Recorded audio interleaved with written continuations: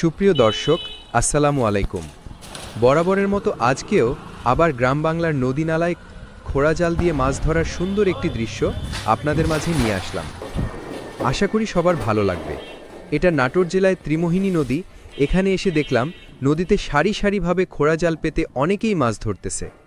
দেখুন বন্ধুরা, কি সুন্দর মাছ ধরার গ্রামীণ দৃশ্য। এমন দৃশ্য দেখলে আসলে সত্যি মন ভরে যায়। একেবারে সবুজ প্রকৃতির বুকে নদীনালার মাঝখানে খোড়া জাল দিয়ে মাছ ধরার কি অপরূপ সৌন্দর্য ফুটে উঠেছে। এগুলো গ্রামে ছাড়া এমন প্রাকৃতিক সৌন্দর্য দেখা সম্ভব নয়।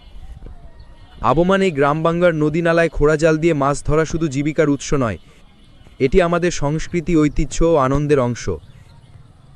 এই দৃশ্য আজও গ্রামীণ বাংলার প্রকৃত সৌন্দর্যকে জীবন্ত করে তোলে। গ্রাম বাংলার নদীনালায় খোড়া জাল দিয়ে মাছ ধরা এক জীবন্ত ঐতিহ্য। আমার এই বাঁশের তৈরি খোড়া জালের ভিডিও দেখে সুনীল কুমার দাদা কমেন্ট করেছেন, নাইস ভিডিও। থ্যাঙ্কস দাদা। সুনীল কুমার দাদাকে অসংখ্য ধন্যবাদ আমার ভিডিওটি দেখার জন্য। কমেন্ট করেছেন মোহাম্মদ আকরাম, কত টাকা হলে এই রকম জাল কেনা যাবে? ভাই, আপনি যেখানে জাল বসাবেন সে জায়গার পরিমাণ অনুপাতে এটির খরচ কম বেশি হয়। যদি বেশি জায়গায় বড় করে জালটি ফেলেন তাহলে বেশি টাকা খরচ হবে। এটি আপনি বাজার থেকে জাল কিনে নিয়ে এসে বাঁশ দিয়ে তৈরি করে নিতে পারবেন।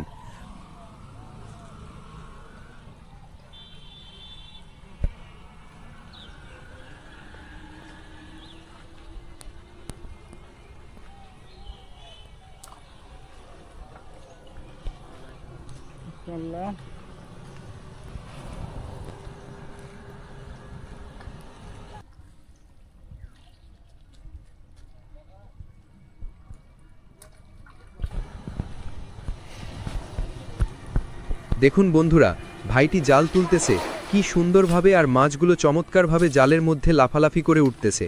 কি দারুণ এক মনোরম দৃশ্য। মাশাআল্লাহ, দৃশ্যটি দেখে সত্যি মন প্রাণ ভরে গেল। এই জালটি অনেক পরিশ্রমে ওঠানামা করে একজন জেলে ভাই, তাই সকল জেলে ভাইদের প্রতি আমরা আমাদের সম্মান ও শ্রদ্ধা ও ভালোবাসা থাকবে। ধন্যবাদ সবাইকে আজকের ভিডিওটি দেখার জন্য।